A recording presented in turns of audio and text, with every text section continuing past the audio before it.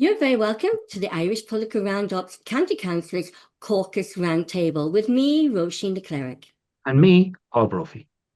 And Paul, we set up this here new concept of the Irish Political Roundup to give county councillors who are the forgotten powerhouse of the political system, a platform where they can meet and share different issues that are coming up in their areas, and also to meet one another and exchange ideas. And so we're delighted with our new panel tonight, Paul. Yeah, exactly, Roisin. It's a whole new panel. Everybody here, this is their first time on the Irish Political round table caucus. So joining us this evening is Councillor Emer Toibin, who is an Aontu councillor on Meath County Council, representing the Navan local electoral area. Emer was first elected in County Council in 2019 and was re-elected in 2024. Emer has also contested general elections for Aontu in the Meath East constituency in 2020 and 2024.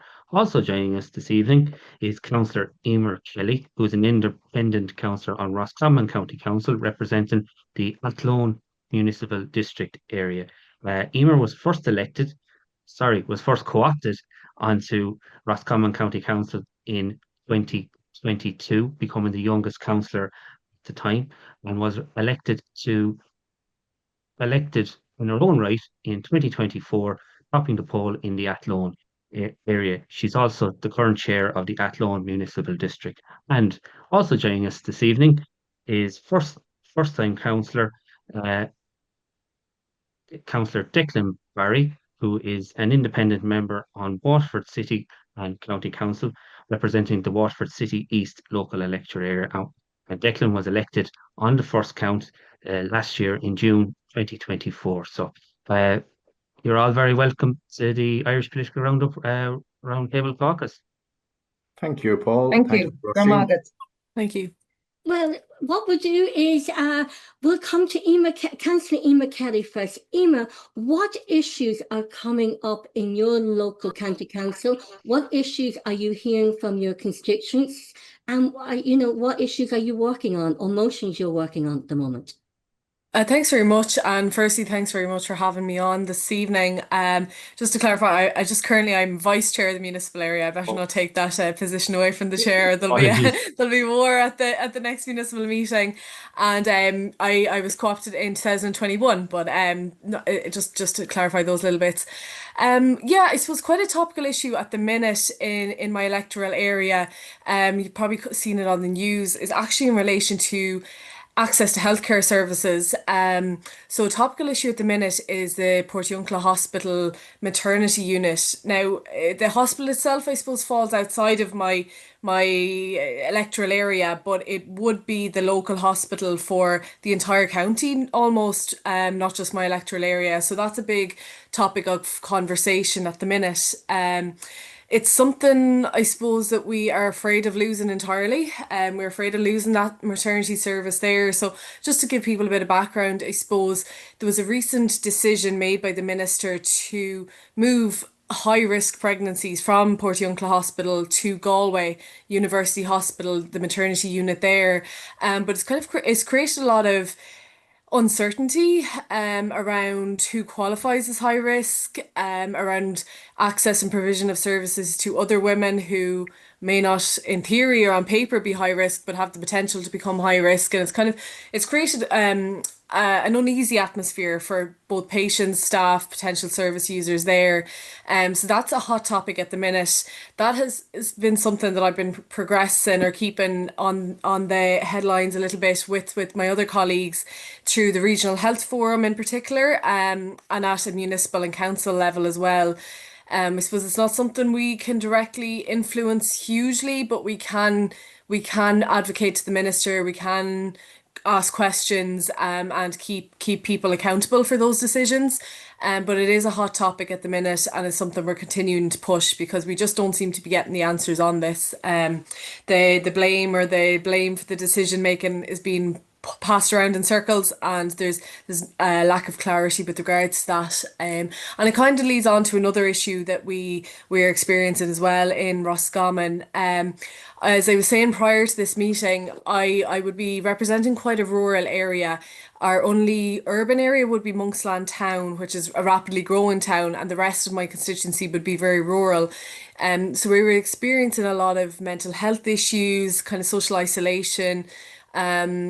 Traditionally, I suppose, a more elderly population, but given the recent housing crisis, people are living in, there's a younger population coming back into the villages, which is good to see as well. But mental health is a huge issue. It's a topic that I was speaking about recently. We have over 400 regionally on CAMHS waiting lists. There's a mental health unit in Roscommon Hospital. So currently, I suppose if people have acute psychiatric needs, they have to go to the emergency department in Ballinasloe, and then they would be transferred, I suppose, to Galway or Roscommon if they need inpatient care. But the unit in Roscommon is needing refurbishment, it's needing upgrading, and that's been highlighted on a number of reports. So that's something that we're continuing to push through the Regional Health Forum in particular. But also access to services for younger people. There's just not enough services. Staff are trying their best, but the demand is completely outweighing the service need. So in terms of, those are probably the two most topical issues in my area at the minute. But then in addition to that, I suppose rural areas, planning permission is always going to be a big topic of contention. It's very difficult for people to get planning permission at times. A lot of the growth is focusing on urban, kind of that central development rather than the ribbon development, which I can see points, pros and cons to both. But at the same time, because of the geographical nature of the constituency, you have a lot of areas that are deemed to be kind of under higher or under pressure, I suppose, or the exact term has just gone out of my head at the minute, but they're under pressure from the development of the likes of Monksland and Roscommon Town. So we kind of only be 20 minutes, give or take, from either town. So they are under pressure, and it's difficult to get planning permission. So we're having situations where there's people who can't get planning on their own land. A lot of the time, I think initially when the rural planning guidelines, or when I was co-opted into the council with the rural planning guidelines, I was finding a lot of the time it was due to that lack of I suppose connection to the area. It wasn't deemed that people had a valid enough reason to be building out in the country, but that doesn't seem to be as much of an issue anymore. Now it's with regards to the actual design and the design principles of the house, which kind of comes back to your core planning issues. But as well as that, it's frustrating for people because we see wind farms that are taken over right across northeast Galway, right across Roscommon into the Midlands. And it's frustrating for people who, when they see these wind farms being built a couple of 100 meters down the road, but yet when it comes to an issue, like one example I had, I live on the border, the Roscommon Galway border. So on the County Galway side, we are going through the consultation processes for large scale wind farms in a bog beside a river, beside a special area of conservation.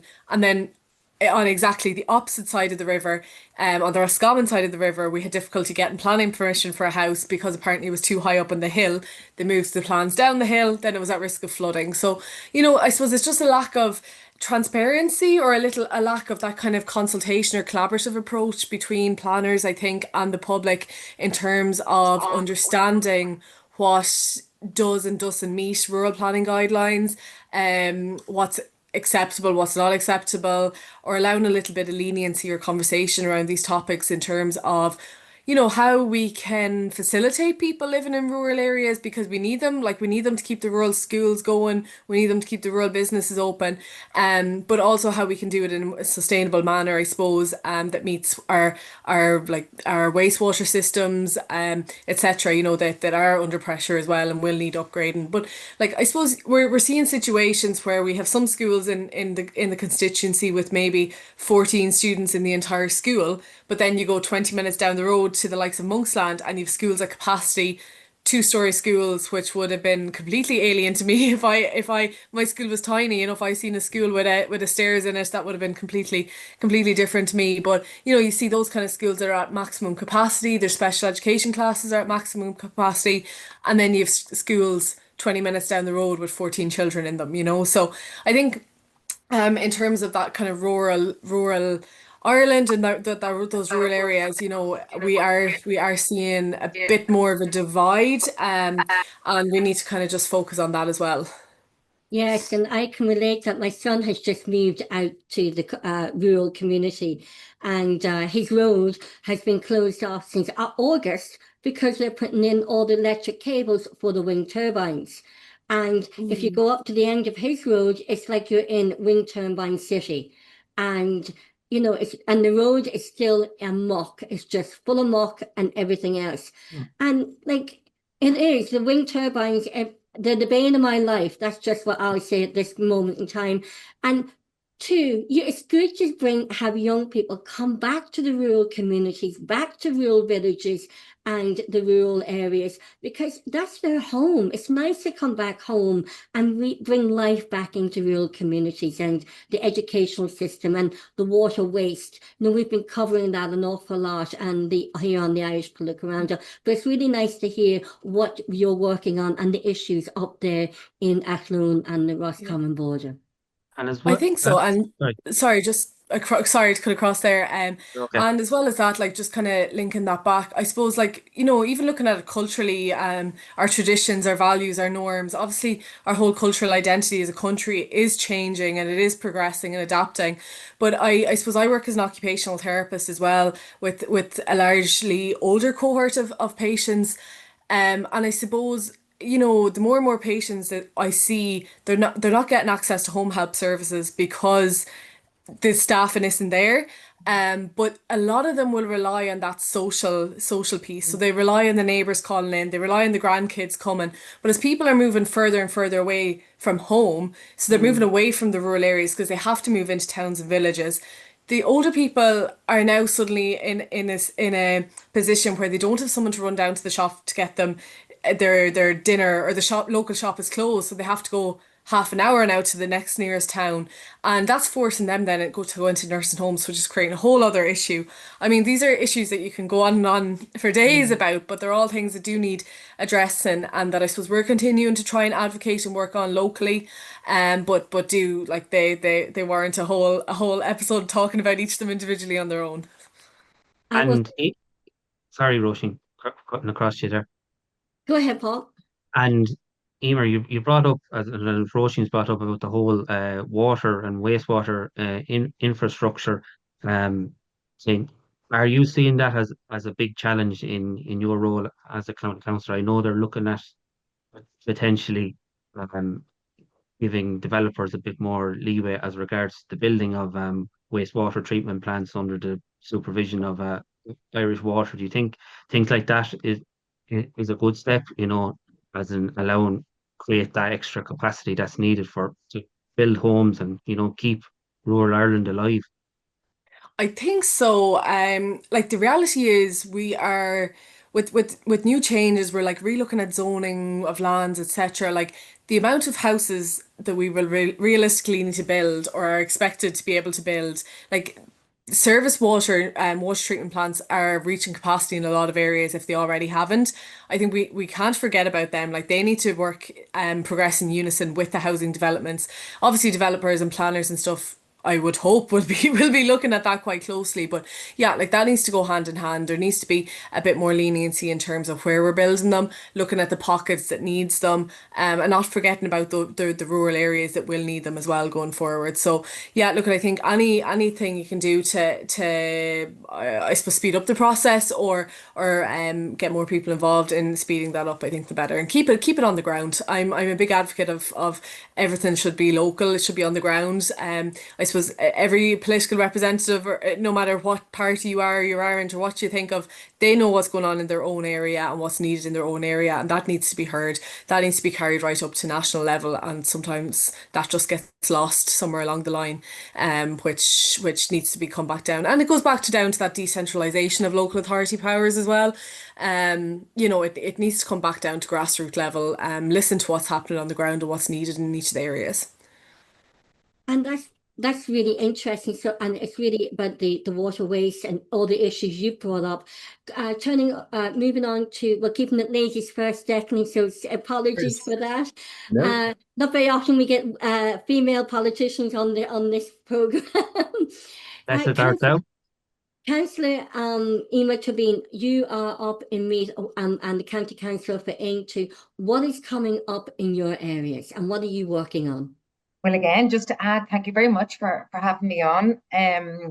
So I'll be very different to Emer in the sense that I'm in a very urban area. So Navan is a county town in Meath. They have a population of about 38,000. There are 7 councillors to deal with all the issues of that large population. I worked as a councillor full-time from day one when I first became a councillor in 2019. And I suppose mine is different from the other 2 councillors in that I'm with a party, and I was with a brand new party. So the outside of now obviously Pat would have a very well established name in Navan and across the county at large, but there was just a huge amount of party development work. So that took up an awful lot of time in the evenings, but all the kind of constituency stuff would happen during daytime hours. And then there's, as we all know, there's a good number of meetings with the council itself. So it is an incredibly, incredibly busy role. But for me in Navan, the big ticket items are commuter transport, so public transport for commuters. Of the 220,000 population in Meath, 90,000 leave the county every day for work. And 60,000 people drive to Dublin every day. And the average drive to Dublin for work is 2 hours. Some people have 2.5, some people might have 1 hour and 40. But it is a horrible treadmill that people have to face into every day. So the number of commuter buses is improving, but I would say we need at least 2 more in the morning peak and the evening peak. It takes months of incredible lobbying of the NTA to approve funding for more buses. But we do push, we've had public meetings and we made great progress last year. We got an extra service put on both morning and evening, but to tell you the truth, I would say we could do another 2. Then we've had the rail line saga in our county for decades and decades and decades. And would you believe the government ran 2 feasibility studies within a year of each other to ascertain whether there was demand for a rail line. So this rail line was first built in the 1860s, okay, when our working population was far smaller. And as I said, we've had to have 2 feasibility studies to see, is it something we need? And of course we have needed it, but it takes the government a lot longer to face the fact of actioning the supply to that need. But anyway, we're on track now for a train to roll into Navan in 2036, which is still pretty outrageous, because if people are commuting 4 hours a day to Dublin now in 2025, what is going to happen in 2028, 28, 29? So it is appalling. I did that commute for a few years, and it is really, really tough. It's very mind-numbing. You're just wasting hours every single day, and I just think they talk about carbon emissions and climate change, and yet they allow 90,000 cars clog up the routes day in, day out, where a rail line is the most phenomenally efficient and speedy and reliable form of public transport. So we have a public meeting in December now because the government has delayed the approval of a rail order by a whole year. It was supposed to be submitted next year. Now they're not talking about submission until 27. So that's already pushing out the deadline of 36 into 37. So people now nearly just joke about it. They said, I'll be pushing up daisies before that rail line will come. This is the level of kind of expectation of people, because back 20 years ago, when a lot of jobs moved down to Meath, for affordable housing, on their housing brochure was rail line to Dublin. And they cannot believe 20 years on that rail line is still not in situ. So that's a huge element of my work. Another thing is community infrastructure. So as I mentioned, I'm in a big county town of Meath. There's an awful lot of housing estates, and there's one large area. It's about an hour or a mile and a half outside of Navan, the Dublin side of Navan. And there's about 11,500, 12,000 people. And it's a group of maybe 15, 18 housing estates. And they're all separate, but they're all together, if you know what I mean. And there's a super value there and a couple of retail outlets, but they haven't even a playground. So if they need to go to a playground, they have to get into a car, drive to 2 neighbouring towns, or drive the far side of Navan, which is minimum 30 minutes, because Navan really suffers from incredible traffic congestion. So it is incredible that planning by Meath County Council over 21 years has not produced a playground for that number of families. So that's another thing we have campaigned hugely on.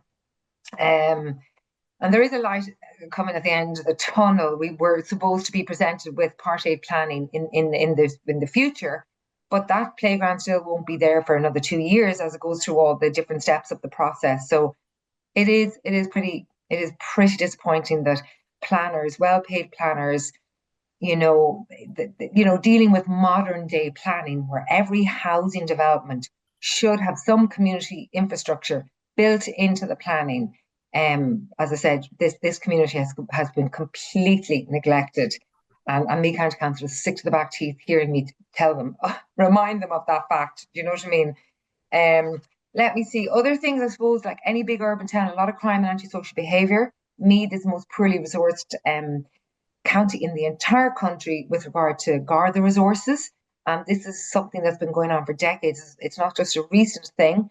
So we've held a lot of public meetings on the fact. We had a petition there that we got thousands of people to sign outside the shopping centre there a couple of Saturdays ago. We have a meeting with the Garda Commissioner because it's really his decision as to what guards are allocated where.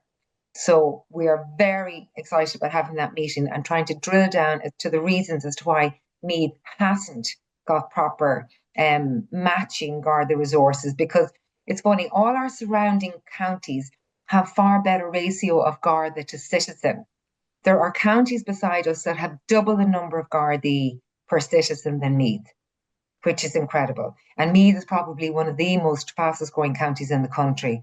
And it's really, really hard to believe. And Peadar has raised this numerous times in the Dáil, and I'm sure some of you have heard him. He calls a spade a spade. He has been constantly banging the drum on this issue, and yet nobody's been able to say why counties around Meath get far better resourcing and Meath hasn't. And as you know, Minister Helen McEntee was Minister for Justice for the previous Dáil term. She's a Meath East TD, and we called her numerous times to have a public meeting with her, not to get more Gardaí than anybody else, but just to get our fair share. But she never agreed to meet with us. So that was, but look, we're optimistic that in the time ahead, we're going to make more progress on this, because it is reckless to have a population the size of Meath with at least not a similar ratio to neighbouring counties. And many times what happens is, you remember the City West protests there quite recently, guards were taken from Meath to go up and man that protest. And this is from a county that already doesn't have near enough Gardaí. So we just feel that Meath they come down to Meath and borrow our Gardaí, and we're behind the national figure. So that is something we campaign on hugely. And then, similar to what Emer said, elder care is something I have a really strong passion for. There's nothing worse than just to feel that elderly people are not looked after in their homes. I'm a great advocate of home packages and home care, and keep them in their homes as long as possible, keep them connected with their communities, and keep them with their neighbours, all that sort of thing. The money is there, thankfully, but the problem is they can't get staff. And I have direct experience of this through family connections. But it isn't right how there's so much more that can be done for the elderly. I really, really believe it. They're not prioritised. I don't know why the government doesn't prioritise them. A debt is owed to many of them for all that they've done. Many of them have reared large families that are part of the workforce today, but I don't think that that appreciation is reflected in the care packages. And if carers were paid far better, we would have no issue with getting carers for our elderly to stay in their home. And it is a simple thing. And I suppose when we hear about all our budget surpluses, I do feel that the money isn't used in the most practical or productive ways, and and I'll finish up on this. Another area that we feel incredibly strongly about is government waste. And it is in Meath, it's in Dublin, it is probably every single county in the country. We've got these lovely pet projects. The government spends ridiculous money on them. And then we have a 6-month inquiry as to how that particular project costs so much money. And you have to they come kicking and screaming before they give you the information as to how there was no accountability, no proper oversight. And it's incredibly frustrating. And you know how we all feel it's so important that people engage politically and people vote and people have a vested interest in who is governing and who is in opposition. The more of this behaviour that the government displays in terms of lack of accountability, or wasting millions on stupid bike sheds or security huts or a wall up at Tara that cost multiples of what it should have cost, all these, needless, siphoning of money to projects that don't warrant that kind of funding, you turn people off politics. And that has a really, really damaging effect on our democracy. And as I say, that is something that, it's not a constituency issue, but it's something that a constituent says to me every day of the week. I cannot get over this government, how it does this, it does that. There are so many needy things in this country, and yet time after time they don't seem to learn from before what is acceptable and what is not acceptable. They just seem to continue in this bubble where they award projects possibly to certain developers, and who knows the reasoning behind that. But at the end of the day, we do know that nothing like a bike shed should ever cost what it cost. As Padda called the Gucci bike shed. And sometimes you have to make light of something as serious as this, in the sense that it's so frustrating. And then you hear about a child that can't get an assessment of need, for 2 years. So keeping the public engaged is something I do as a councillor. And I know it's not the everyday thing a councillor does, but I really, really encourage every single constituent I help, always use your vote. Watch what they're doing. Try not to be dependent on the state. Try and be, independent. Therefore, you can kind of guide your own destiny. So I do a lot of that kind of talking with people and just tell them to pay attention. Don't find politics boring. You can't afford to find it boring. Yeah. Oh, you're muted. You're on mute. Apologies. You're on mute there.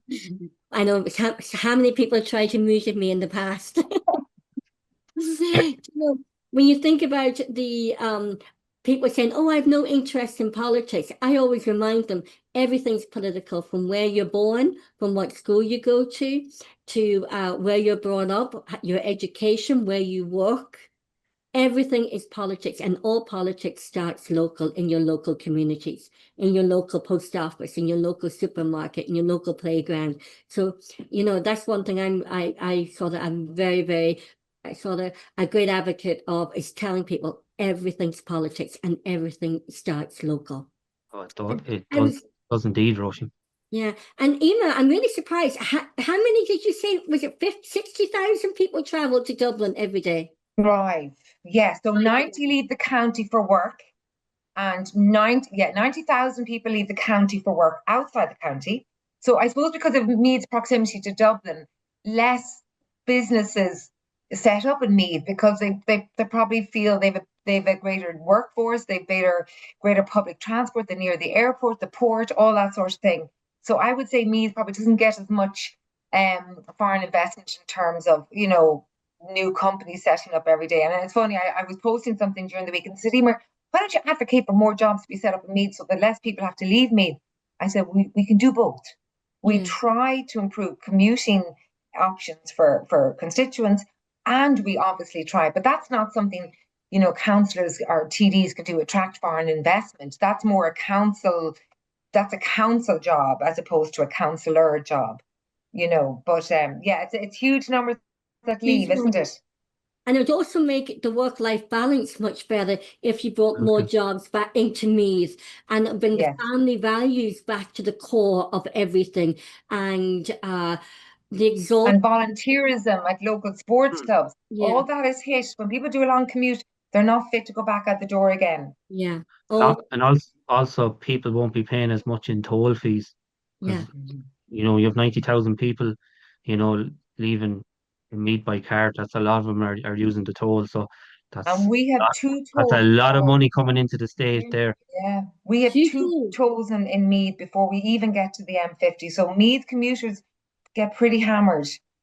Between 90,000 cars going out of the county, and then the two tolls. That's a lot, and then petrol, wear and tear. I drove to Cork. My daughter lives in Cork last night, and it was $4.50 each way. And I went, oh my God. So I can understand exactly what's happening there with the people in Meath, especially with, and bring back jobs local. That's something we've said here on the Irish Political Roundup. We need to bring jobs back to the local communities and local counties. So thank you for that, Emer, Councillor Emer Toibin, Aontu's County Councillor. Now we're going back down the road from us. And Paul, I think you travel a toll bridge every morning. I do. I travel a toll bridge in the morning and in the evening. So yeah, I know what it's like to pay a toll. And our final councillor of today's programme, he's been waiting very, very patiently. Councillor Declan Barry, who's an independent councillor in Waterford, City. Declan, you're very welcome to the Irish Political Roundup Roundtable, Councillor Caucus. And I suppose the big issue in Waterford, and it's good news. It's the investment into Waterford Airport that's been long waited. Thank you very much, Paul, and thank you, Roisin, and a very informative listening to the two previous councillors there. Yeah, Waterford Airport. So I suppose I'm living here very close actually to the airport. I'm probably only about a 7 or 8 minute drive. So it is in the east of the county. So for the last 10 years, just starting on a different issue, was a 24/7 cardiac care in Waterford. This was a huge problem here. Basically, what it was the cardiac unit was open from 9 to 5, Monday to Friday. And if somebody, God forbid, had a cardiac arrest outside of those times, you would then, I actually can see the hospital from my front door, but I would be put in an ambulance and driven to Cork. And you would hope that you would make that 1.5 or 2 hour journey in time to be seen to. Things have progressed, thank God, after numerous campaigns and great volunteers and bringing this to the fore.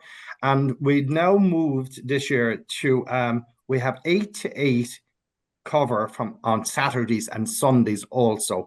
And we do have an end date now when we will have the full 24/7 cardiac care. So that is absolutely marvelous. And we were the only area, I believe, in the whole country that was outside of that cover that everybody else was entitled to. So that was what I was expecting to hear on every doorstep when I was canvassing, and I did. But also, besides that, or nearly and just below it, was Waterford Regional Airport. The last commercial flight took place out of Waterford Regional Airport in 2016. So we're nearly coming up for 10 years now without that. And an airport in this region, or in any region, because I was up recently, I was up where we up in Galway, Mayo, and Knock Airport. I listened to the Cllr speaking to us that night on the first evening we were there, and she said the driving force for the whole region was the airport. It was the difference of everything taking off. And I believe the same will happen here. So we've been campaigning and looking for funding from the government since 2016, going back about 2 or 3 years ago. Private investment was offered to us of 12 million euros.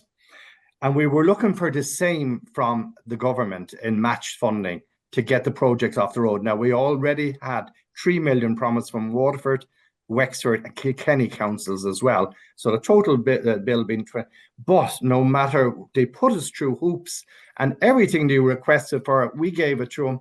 They analysed it and then said, no, we want more, we want different. It's not a business case. It's not this that we want. So we kept it. I likened it to snakes and ladders. We got up to the top of the ladder and they knocked us back down. So if I rolled the clock on about 2 to 3 months ago, I must say that a part of me supporting the council here in Waterford, even though I'm independent, was there was 2 positions on the airport board for councillors, and I insisted on having one of those positions. So I had got that, and that was where I wanted to get stuck in. So back in August, the playing field changed, and a new private investor came on board from America. The investor wishes to remain anonymous, and we've honoured that. And he has put the whole funding in place. The 30 million euros, he's actually lodged it in an account there now. So we're just going through the process now. We have an emergency general meeting of this shareholders coming up to ratify this. We've done our side from the council, and by January, the new company, Waterford Airport Limited, which has already been established, the assets will be transferred. Work will commence on lengthening and widening the runway, and we will see flights in and out of Waterford by the early summer 27. So it's not only Waterford. So there's a catchment area there of 500,000 people. We're talking about Wexford, South Kilkenny, Tipperary, and this is going to be a game changer. Now, me at 6 years of age or so, but it's for our children, the people, the younger people, and even their children as well. This whole area is going to take off. I am so passionate about this, and I really believe this, between our pharmaceutical companies, between our university, tourism, it's going to really change the whole demographics of the area, and I'm so excited.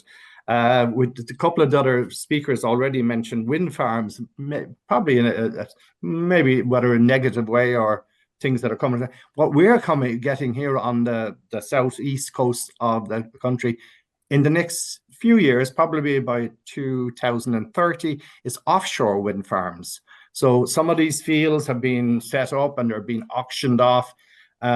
So the fishing community here, Waterford being a coastal county, and that fishing is nearly non-existent now. It's gone. I originally come from a little fishing village in Passage East.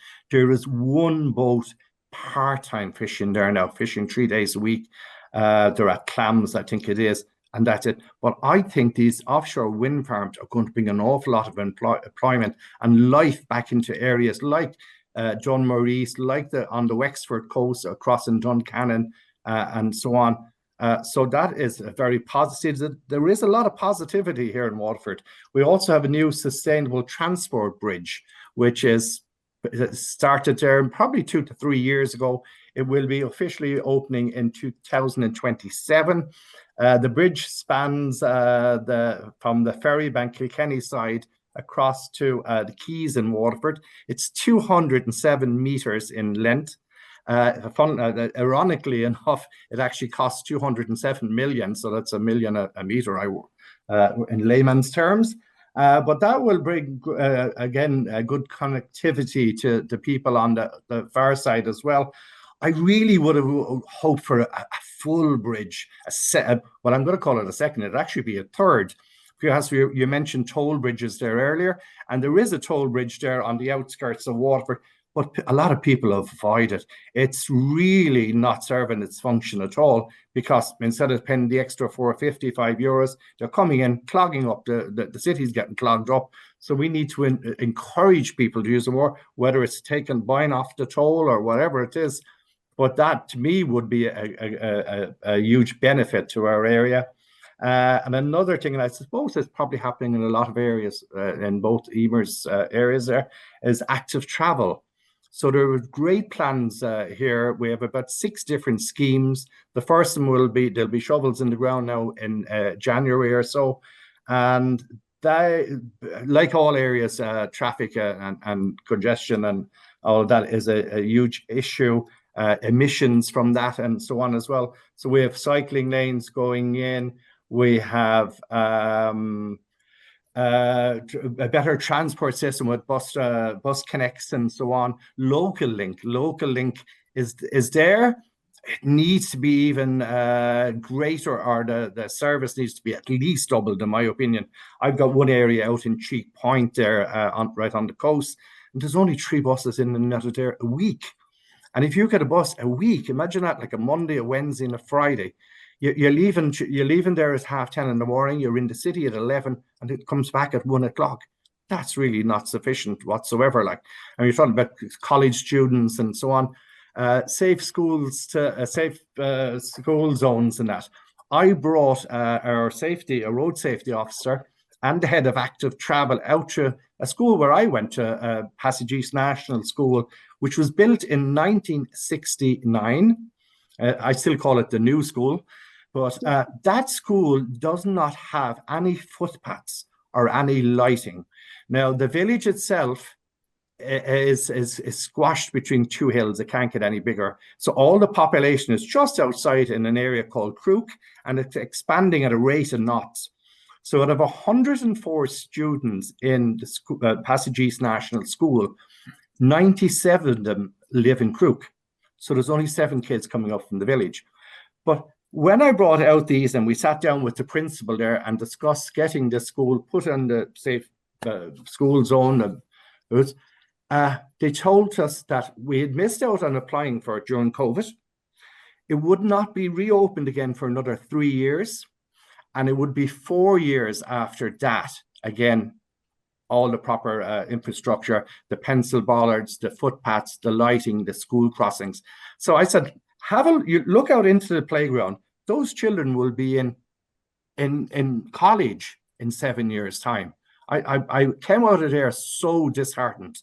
I mean, you know, we've already talked about wasting money, or, you know, when we can all talk about the bike shed and the security hut and that children's hospital. Oh my God, is all I could say there, like, you know. And we can't just get basic kind of, the children are walking in wet ditches if a car approaches. There's nowhere else to walk, unlit and up and down to school in this day and age. And I wash with money. I'm not quite sure if I'd say that, but we're thinking about all the Apple money that has come in and that type of thing. We were never so. We have budget surpluses. We're putting away money for rainy days. Well, I'm saying it's raining in my area at the moment. Let's see that funding and put it into the real basic things. Like it's lovely having lovely having museums and nice gardens and stuff like that. But we have to do the practical things. They're the things that count. And another thing that was touched on earlier on was urban isolation. I think is a huge thing. I worked here in the supermarket here on the Dunmore Road. A lot of elderly customers. Some of them are coming in donkey's years. Their partner, one of them, the partner has passed away and so on. The children have grown up and have moved to different areas and that. And when you might be the only person they've spoken to that week. And that's so sad, like, you know, we shouldn't be leaving those people behind. They built this country. So I'm all for inclusion and, you know, especially we also have great respect for our parents that have gone before us and so on. And I'll just kind of finish on another note. So I'm 30 years living here I'm living in a housing estate, probably 250 houses or so. 28 houses, I think, is on my street. I'd say we have about 7 or 8 Irish families here. We have some lovely families here, especially, I suppose, we're so close to the hospital and that people from India and from different, you know, places like that. And I'm all for inclusion, and to see them out on our GAA pitches and our soccer pitches and so on, and going to the schools together and growing up, that's the way forward. That is the way forward. Ireland has changed at a rate of knots, and we need to envelop this and bring it forward, like. And we're talking about playgrounds and stuff like that. I have a Williamstown Road up here. I'd say there's probably about 16, 18, 20 housing estates up there, still waiting for a play park. Don't be building, the houses are not communities. The people are the communities, and the infrastructure and the recreation, and that has to go hand in hand. Thank you. Talking about the airport and in 2027, because that'd be a great airport for the likes of Paul and I based here in Cllr. Yeah, down the road. Absolutely. And so the flights, do you have any idea where the flights will be flying to or coming from? Well, that's kind of in negotiation. I just rolled the clock back a little bit. Like Michael O'Leary said, he called us a bunch of local lunatics trying to.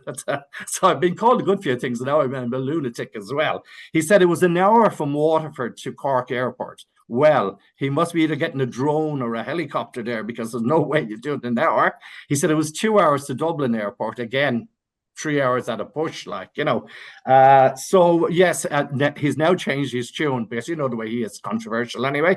He says, oh, well, I'd probably put in 3 flights a week to London and that, and if it warrants a 7-day routes, I'll do that as well. So we are talking the new guy is talking to Ryanair. He's also talking to EasyJet and a couple of other ones. I think even the internal flights would be amazing. Like Cork, I have a daughter in North Kerry, for instance. But you know, getting up to either flying to Dublin or getting to Knock or going up Northern Ireland and so on. But there will be tourist destinations as well. So that's all to come. Most of them won't do business with you until the infrastructure is in place. But I am 1,000% sure that the infrastructure will be in place in 15 to 18 months. Brilliant. I can't wait. Hopefully they'll be flying to Derry and I can go home to Derry. It won't take me 6 hours to drive home. I can just go down to Waterford and get a flight up to Derry. So that'll be something interesting. Bring it on. Yeah. And Declan, it was passed unanimously by the council.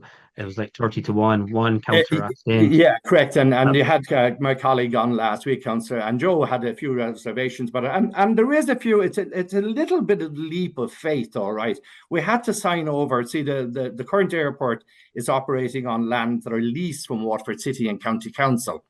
So part of the package was that we had to transfer those lands over to the new company. Now, we're bearing in mind they're public, so it's the public's money, it's the public's land and that. So, but then again, we were elected to make decisions for the public, and most of them had said to us, and I'll use a good phrase here, by hook or by crook, same as this the area, they want it done. They want an airport, and you know, they're willing to bear the cost in that. So I think we're big enough, and we have the mandate from them to decide on that. So I actually proposed that. And it will be a massive boost to the well, see, at the presently, going back to 2016, we had turbojets. That's what turboprops that come in. So you're talking about maybe a 60-seater plane. Now we'll have 180-seater jet planes coming in. So how many cars will that take off the road? So if you've got a plane coming out of Waterford carrying 180 passengers, instead of say 120 cars driving to Dublin or Cork Airport, like, so that has to be greener as well, doesn't it? Like, you know, and the amount of employment that's going to be given out there between baggage handlers, security, all of those staff now, it's got to be a game changer for the region. And also economically, where you think the local economy as well, where more people will be bringing their businesses, and hopefully more international investment will be coming down to that area. Yeah, absolutely. I was talking to one of our biggest builders here in this region in Waterford.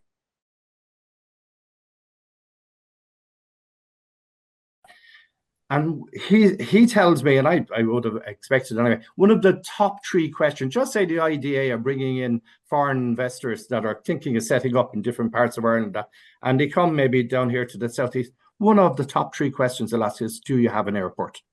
And that will tick the box maybe to get that business into Waterford, into Wexford, into Kilkenny, if they can bring in out their staff, bring in out maybe their product, and so on. It just opens up a whole avenue for us, like, you know. And when you think, have you got an airport? Have you got a train station? Like with Meath, have you got a train station? People can commute? And again, I meant to mention that on the rail now. Years ago, not too long ago now, we would have had a train service from Waterford to Cllr, and it was fabulous for people getting the boats and whatever. You know, parking, you could buy a ticket that would do you the rail, the boat, and the rail, even the other side, and so on. Now that has gone. That's gone 15 or 20 years, I'd say, at least. And we're talking about trying to resurrect that again, and that's the kind of thinking that we need. Like, you know, we like get some of these cars off the road and that unclog the whole system, and it's the way forward. And Councillor Emer Kelly, what is the transport like, or the commutes like, from your area of Athlone, Roscommon to Dublin, or to Galway, or down to Limerick, or to Donegal? We're quite lucky, I suppose, in terms we have quite close access to the motorway, so we can get to Dublin and Galway in quite a reasonable amount of time. Obviously, then once you hit the cities, you're running into the same issues. We would have quite a lot of commuters into Galway City, some into Dublin as well. I suppose locally we are running into more issues in terms of, I suppose, the growth of Athlone and Monksland in particular. We are seeing our road infrastructure isn't up to standard, and it's not facilitating the volume of traffic that's on those roads. And I suppose that's impacting the smaller villages that would be along those national routes as well, in terms they're becoming more dangerous with cars speeding, the volume of traffic, etc. And I suppose a big issue we are running into is with Transport Infrastructure Ireland, TII.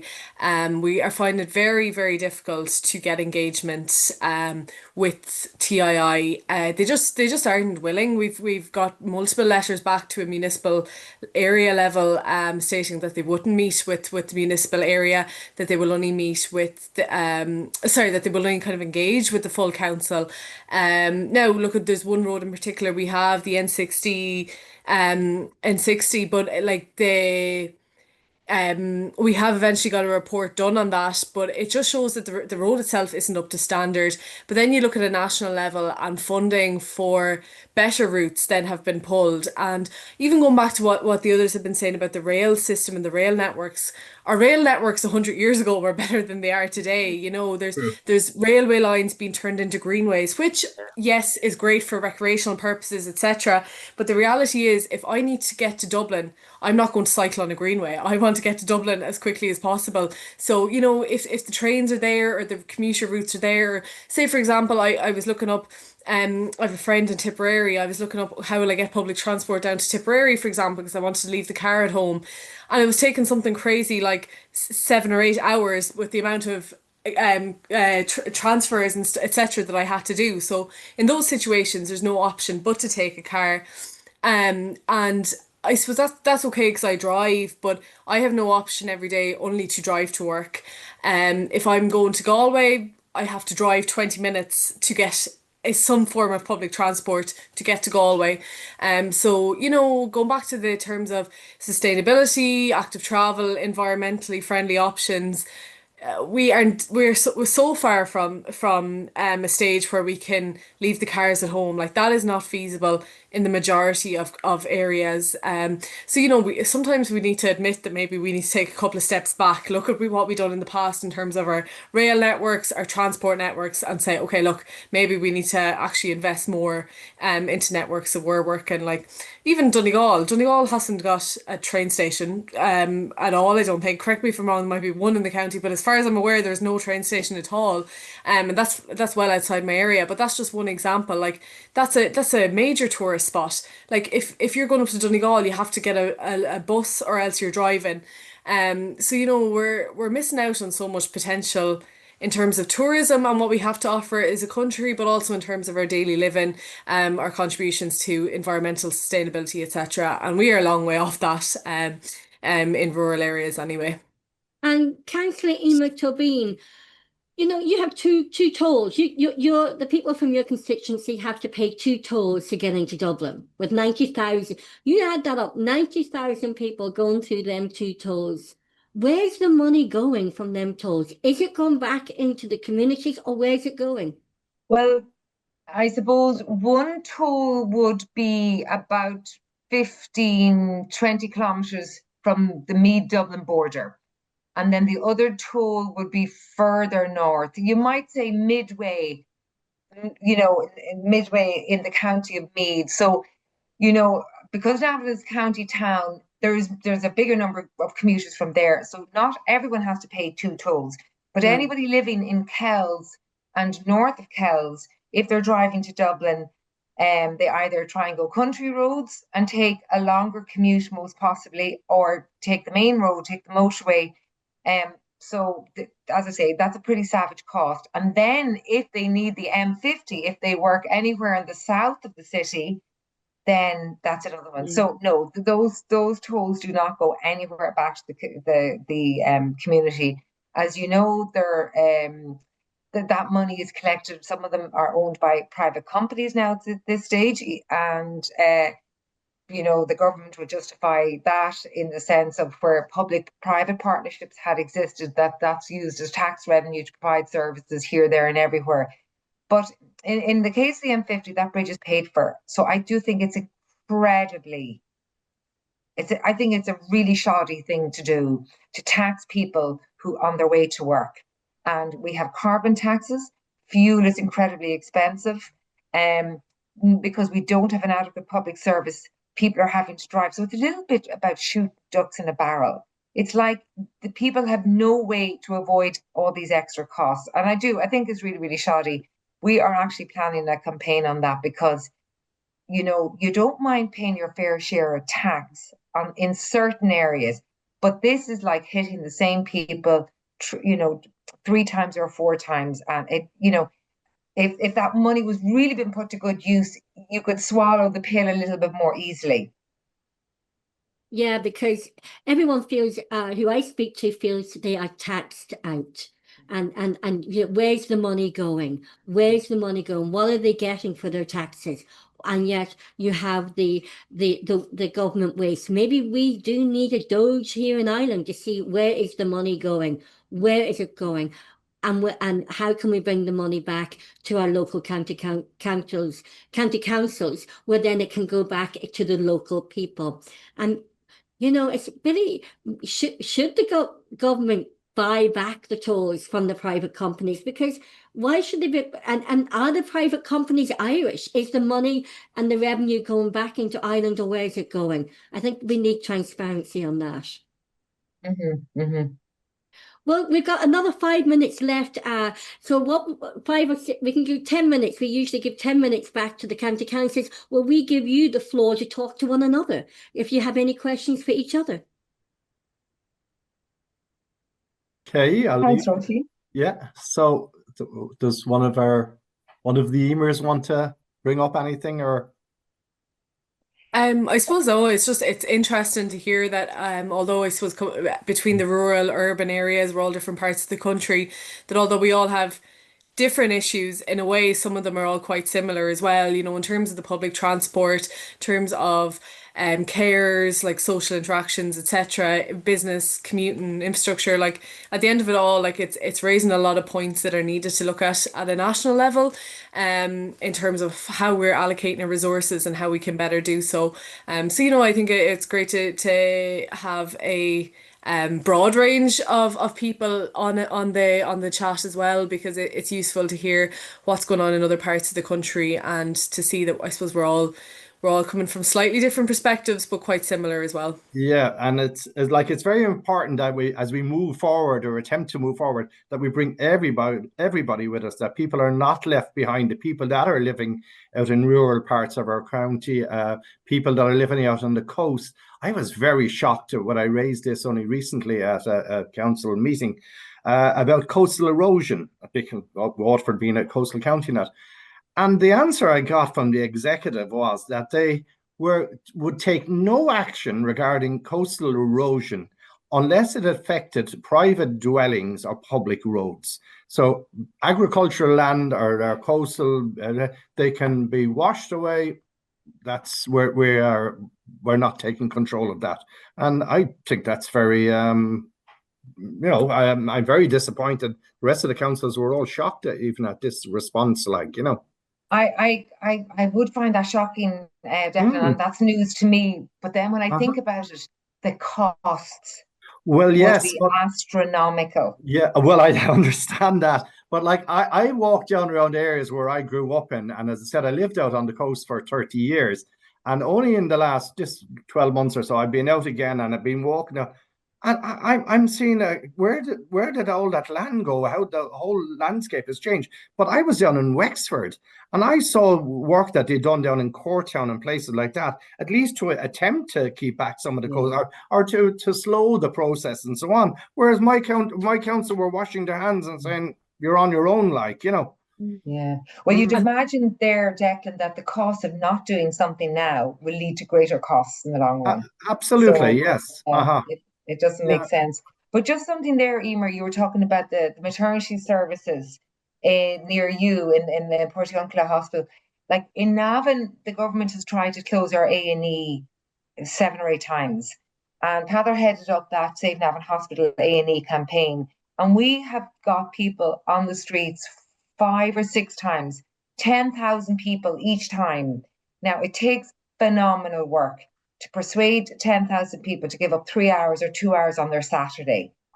And there's huge advertisement, social media, radio, newspaper, everything to persuade people of the merit of, you know, getting, what's the phrase there, speaking with their feet, basically. But that is the only way, because there was 11 A&E hospital A&E on a hit list in the government, and there's only 2 of that 11 still open, and Navan is one of them. And like a campaign will only gather momentum when people are emboldened by their neighbour coming out, or their buddy, or their shop owner, or whatever. And it's like any campaign. One of the most important things is to persuade people, because you know what? People will moan all day about something, and then when you say, right, will you stick a leaflet in a letterbox, or will you do something activist? They kind of go, I am shocking busy, and you're going, I know you're shocking busy. We're all shocking busy, but there's times we have to prioritize. Do you know what I mean? So just if things go further, keep that in mind, because honestly, you can talk all day on radio stations and everything. It won't change it. People power is a big thing, and I know we need to encourage them as local councillors and elected representatives and that. I'll give you an example out that one of the coastal areas very close to that same school I was mentioning. We had one of the communication companies wanted to erect a big 18-meter mast right overlooking nearly in the school playground, basically, where our creche was there and our new housing estates and that. Now there's loads of areas out there that are a little bit further away, and to me, as a layman, there would be more adequate or suitable or whatever. Organize a public meeting.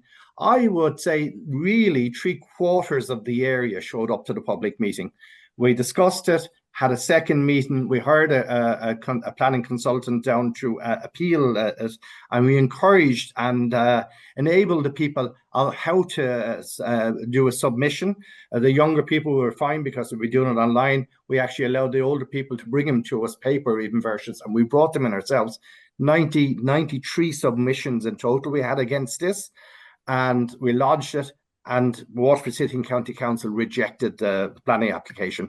It went to, at the time, on board Penola. We went again the second time, and we were successful. And that's 12 months ago now. And maybe the company, but I'm nearly saying I don't mind if they come back another kilometre away or 2 kilometres away or something. We're not against progress. We all want service and everything.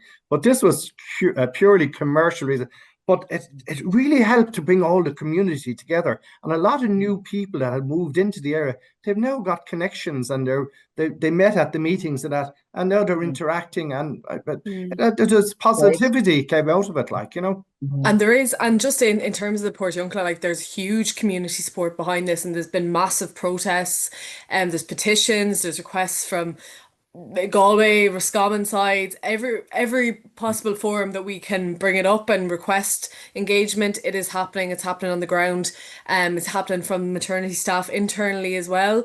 I think people have been hit quite hard. Unfortunately, Roscommon Hospital, that A&E was one of the A&Es that did close, and I can tell you there was many sole of a shoe worn down at protests with that.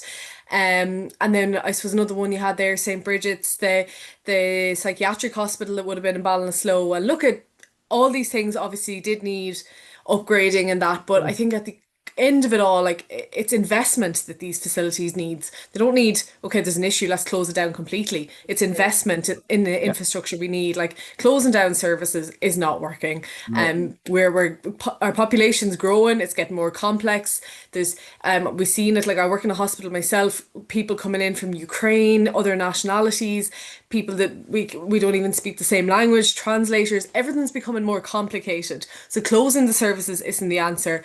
Training up staff, investment in the infrastructure, and expanding the services is what's needed, not closing services. So yeah, look, I fully agree. Like the only way, be it whatever, be it politics, be it protests, be it local services, getting out on the ground is the only thing that works. Even in canvassing, even in my own campaign when I was canvassing, getting out on the ground, that's what works, that's what gets the job done. Talking to people, that's when the most progress. And even within our own council meetings, you see it, like when you're having the cup of tea at half time, I like to call it, but when you're having the cup of tea, that's when the jobs get done, not during the meeting. So it's talking on the ground.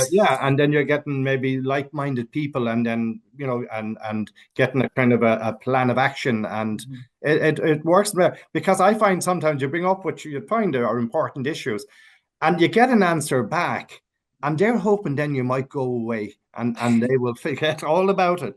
But I find that if I bring it up again and again, they go, you know what, we'll have to solve this because he won't give up on it. Like, you know, I'm not blowing my own coal, but I think that's the best. That's why persistence counts for a lot. Like, you know.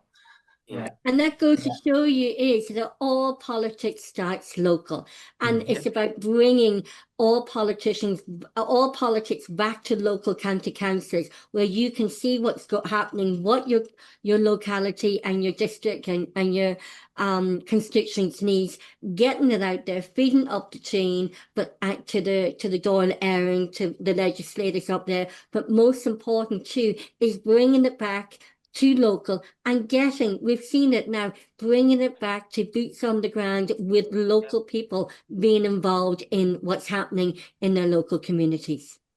And as well too, Roisin, as well with I know Emer, the two Emers brought up protests as well.